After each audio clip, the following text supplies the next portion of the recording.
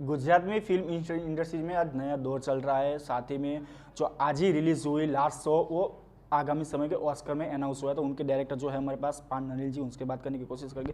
Sir, जिस तरह से आज फिल्म रिलीज हुई है, उनकी स्टोरी क्या है, कहानी क्या है? लास्ट फिल्म शो का जो स्टोरी है वो एक छोटे बच्चे का समय का स्टोरी है। जब वो पहली बार फिल्म देखता है जय महाकाली, वो एकदम पागल सा हो जाता है और उनको ऐसा लगता है कि क्या हो गया मेरी दुनिया में, क्योंकि उसने कभी भी फिल्म देखी नहीं थी।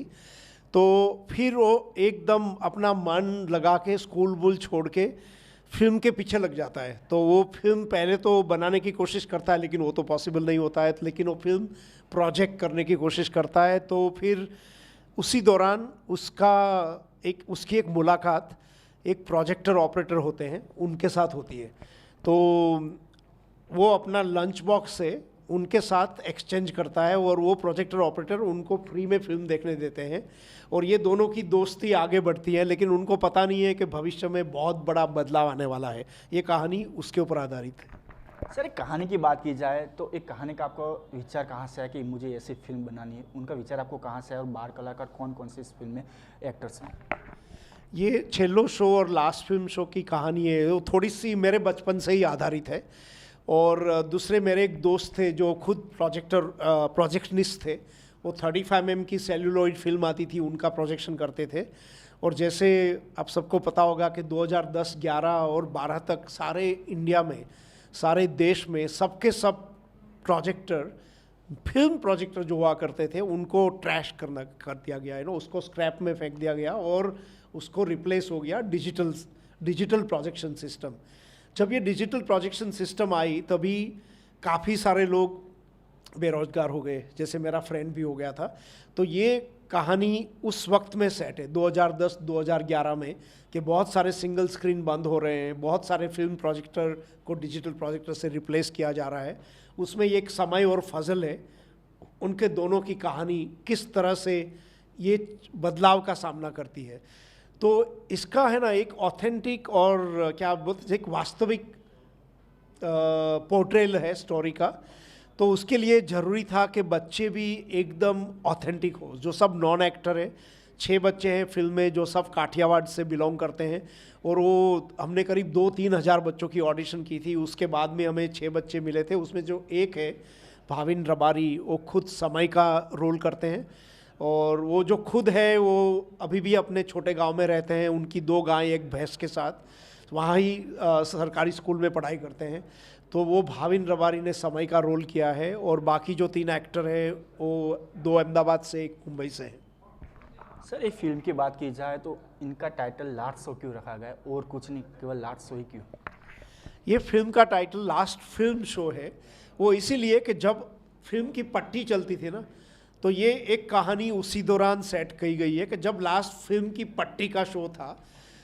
तो उसमें एक मतलब ये निकलता है। दूसरा ये भी है कि ये समय और फजल की जो दोस्ती है, उनके जीवन का भी कुछ ऐसा ही लास्ट फिल्म शो है, जो कि बहुत सारे सिंगल स्क्रीन बंद हो रहे हैं और डिजिटल सिनेमा आ रहा है। तो समय का भी एक लास्ट फिल्म शो है, जो गुजराती में छेल्लो शो बोलते हैं, हिंदी में आखिरी शो। तो वो आखिरी शो देख के ही अपने सपनों के पीछे लग जाता है, अपने सपनों को साकार करने के लिए अपना गांव छोड़ देता है। तो इसीलिए ये फिल्म का नाम छेल्लो शो यानी कि लास्ट फिल्म शो रखा गया। सर, ये फिल्म जो है ऑस्कर में अनाउंसमेंट हुई है। इस फिल्म की बात की जाए तो गुजरात के अलावा कौन कौन सी लैंग्वेज इंडिया में या फिर अदर कंट्री में रिलीज होगी? तो छेल्लो शो जो लास्ट फिल्म शो है वो अब तक स्पेन में सिनेमा घर में रिलीज़ हो चुकी है। 12 हफ्ते से वहाँ चल रही है। वो स्पेनिश भाषा में डब किया गया है, जर्मनी में भी डब किया गया है, सबटाइटल के साथ भी रिलीज़ की गई है, इजराइल में भी, हिब्रू में। और अभी जो फ्यूचर में है वो अमेरिका में रिलीज़ की जाएगी, जापान में रिलीज़ की जाएगी, इटली में रिलीज़ की जाएगी। तो काफ़ी सारे देश धीरे धीरे जुड़ रहे हैं और वहाँ सबटाइटल और डबिंग दोनों के साथ रिलीज़ हो रही है। और अपना यहाँ भारत का बात करें तो अभी तक गुजराती में रिलीज़ हुई है आज, और हिंदी का डबिंग चल रहा है, हिंदी का वर्जन भी रिलीज़ होगा। और अगर इंटरेस्ट रहा तो शायद तमिल, कुछ साउथ की लैंग्वेज में भी डबिंग हो सकती है। सर, इस फिल्म की बात की जाए तो जो बड़े कला के बड़े सब छोटे बच्चे हैं, तो उनके साथ आपको काम करना, क्योंकि जो बच्चे वो पूरे गांव से आ रहे हैं, उनको कोई एक्टिंग का अनुभव नहीं है, तो उनके साथ आपको एक्टिंग करवाना, उनके पास से जो डायलॉग है वो डायलॉग नहीं करना, वो कितना आपके लिए कठिन रहा? अगर छोटे बच्चे हैं, नॉन एक्टर है और छोटे छोटे गांव से आ रहे हैं तो एक बहुत बड़ी चैलेंज रहती है, लेकिन उसकी एक स्पेशल टेक्निक होती है। उसके लिए हमें काफ़ी समय चाहिए। तो हमारे पास 3-4 महीने का समय था कि उस बच्चे को किस तरह से वर्कशॉप किया जाए, रिट्रीट किया जाए। रिट्रीट में उनको रखा था और उन्होंने बहुत मेहनत की। सबसे पहले तो ये बच्चे हमने सिलेक्ट किए थे क्योंकि उनके पास में एक ऑलरेडी नेचुरल बॉर्न टैलेंट था। तो सब टैलेंटेड थे। तो एक तो हमारा जो प्रॉब्लम था वो वहाँ सॉल्व हो गया था। अभी बच्चे को सिर्फ यही सिखाना है कि कैमरा के सामने कैसे एक्टिंग करना, जब 3 कैमरा लगे हो, 100 आदमी खड़े हो, ऊपर बूम हो। तो ये सब करीब 6 हफ्ते के वर्कशॉप के दरमियान बच्चे को अपना पात्र को किस तरह से तैयार करना और डायलॉग का डिलीवरी कैसे करना, इम्प्रोवाइजेशन जो बोलते हैं, उनको थोड़ी फ्रीडम भी दी गई थी कि वो लाइन लेके अपने आप मॉडिफाई भी कर सकते हैं, क्योंकि नहीं तो ऐसा लगेगा उन लोगों ने रट ली है लाइन और अच्छी नहीं लगेगी। तो हम उनको थोड़ा फ्रीडम भी दे रहे थे। तो उनका जो बॉडी लैंग्वेज है वो भी ऐसा ही रखना था जैसे गांव में होता है। तो काफ़ी अलग अलग लेवल के साथ उनके साथ काम किया गया था और उनको प्रिपेयर किया गया था कि जब शूटिंग शुरू हो कि उनका परफॉर्मेंस एकदम नेचुरल रहे कैमरा के सामने। इस फिल्म की बात की जाए तो शूटिंग कहाँ पे हुई, कितने दिन ये पूरे शूटिंग के लगे, और कहाँ का, गुजरात में या फिर इंडिया में कोई अदर सिटी में हुई है शूटिंग? छेल्लो शो और लास्ट फिल्म की शूटिंग ज़्यादा से ज़्यादा पूरा का पूरा काठियावाड़ में हुआ है और मेनली जो गांव है जहां मैं ही खुद बड़ा हुआ था तो वो है अमरेली डिस्ट्रिक्ट, लाठी, चलाला, धारी, सासनगीर के जो बॉर्डर पड़ती है वहाँ पे, बगसरा, ऐसे ऐसे गांवों में जो नेचुरल ब्यूटी है काठियावाड़ की, वहाँ पे ये फिल्म का शूट किया गया था। और इसका एक क्लाइमैक्स है, उसको राजकोट में पिक्चराइज किया गया था। सर, इस फिल्म का एक बाल कलाकार राहुल कोहली का, जो फिल्म का शूटिंग होने के बाद ही तुरंत ही उसका निधन हो गया है, उसकी एक्टिंग कैसी थी, वो कैसा एक एक्टर था, क्योंकि पहली बार कोई फिल्म में वो अपनी एक्टिंग कर रहा था? जो राहुल कोहली है, जो एक रोल कर रहे हैं, जो मेन एक्टर है समय, उनके मित्र का जिसका नाम मनु है फिल्म के अंदर, तो राहुल ने बहुत अच्छी एक्टिंग की थी और बहुत अच्छा काम भी कर रहे थे। और जब वो शूटिंग में आए तभी उनको इंटरेस्ट भी था कि वो फिल्म में लाइटमैन बन जाए। तो हमने बोला था आप बहुत अभी छोटे हो, आप जब बड़े हो जाओगे तो हम पक्के आपको मुंबई ले जाके आप लाइटमैन का सिखाएंगे। और उसके पिताजी भी बोलते थे कि इनको इसमें बहुत इंटरेस्ट है। हमने बोला कोई बात नहीं, अभी इतने छोटे बच्चे को हम नहीं ले जा सकते, क्योंकि अभी आप स्कूल में पढ़ने दीजिए और फिर बाद में उसको अगर लाइटमैन बनना है। वो उनकी दोस्ती सब लाइटमैन से बहुत हो गई थी और उनको काम भी बहुत अच्छा लगता था जब लाइट लगाना एक्टर के ऊपर। तो जब 2-3 महीने पहले जब हमें पता चला कि उनको ये ब्लड कैंसर का डायग्नोसिस हुआ है और ये अहमदाबाद अस्पताल में लाए गए, और तब से सारी जो हमारी फिल्म कास्ट और क्रू की एक टीम है, हम सब लोग उनके साथ, क्योंकि बहुत हम नज़दीक आ गए थे फिल्म बनाते बनाते, क्योंकि हमारी सबकी दोस्ती हो गई थी, सब अपने दोस्त से भी ज़्यादा थे। तो जैसे ही राहुल का पता चला एक व्हाट्सएप ग्रुप किया गया और सब कास्ट क्रू मेंबर उसके पिताजी को बोल दिया कि आप कुछ भी चिंता मत करिए, हम पूरा का पूरा उसका ट्रीटमेंट या आप कुछ चिंता मत करना। तो हमने बहुत 2-3 महीने से कोशिश की और हम कॉन्स्टेंटली डॉक्टर के टच में थे। लेकिन ये एक ऐसी बीमारी है जिसमें हमारे हाथ में इतना भी पावर नहीं था कि हम कुछ कर सके।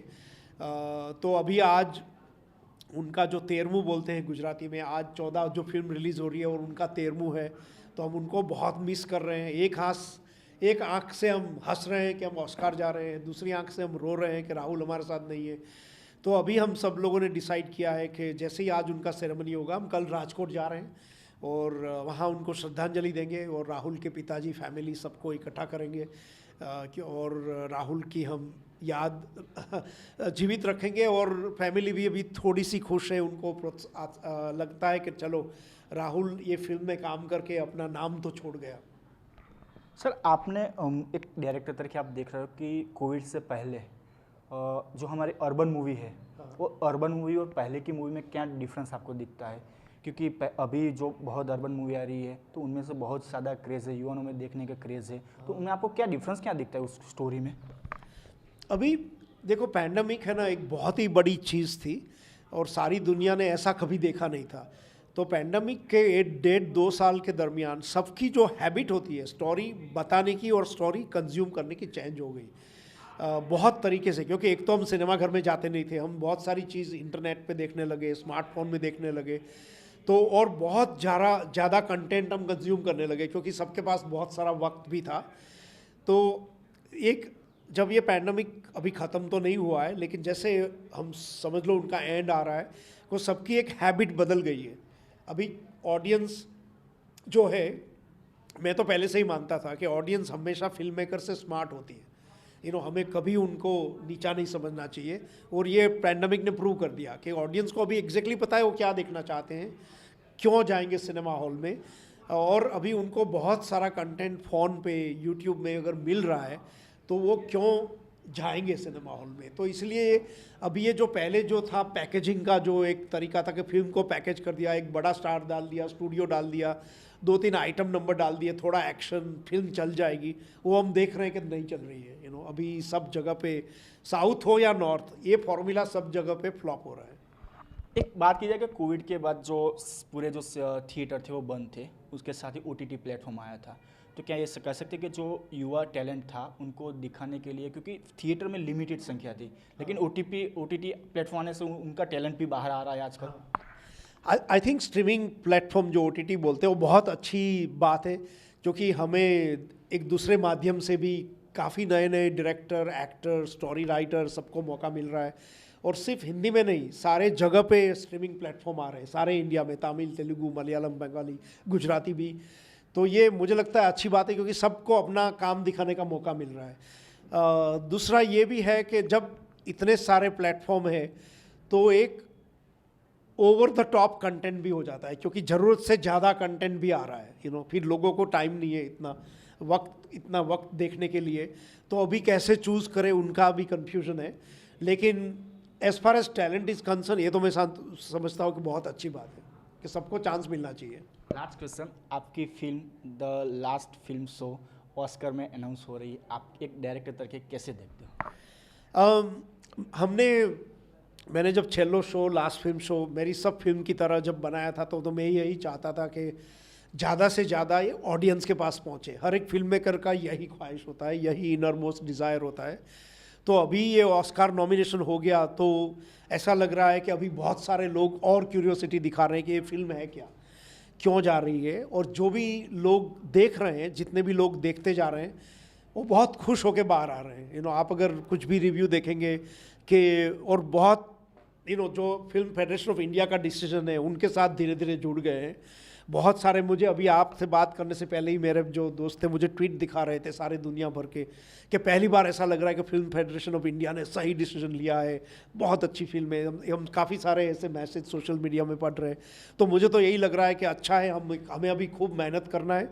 ये तो सिर्फ नॉमिनेशन हुआ है, हमारा काम तो अभी शुरू होता है, अमेरिका जाके एकेडमी मेंबर को पिक्चर दिखाना। धन्यवाद सर जी। तो ये थे फिल्म डायरेक्टर नवीन पाल जी, जो कह रहे थे कि हमारे जो ये लास्ट फिल्म शो है गुजरात में नहीं, लेकिन विश्व के अन्य जो कंट्री है वहाँ पे भी रिलीज़ होगी, और आने वाले समय में हमारा टारगेट है कि इससे भी अच्छी मूवी बनाकर दर्शकों का मनोरंजन पूरा करना। कैमरामैन मुकेश डोडिया के साथ राहुल त्रिवेदी, ET भारत, अहमदाबाद। સતત 24 કલાક સમાચાર જોવા માટે ડાઉનલોડ કરો ETV ભારત એપ।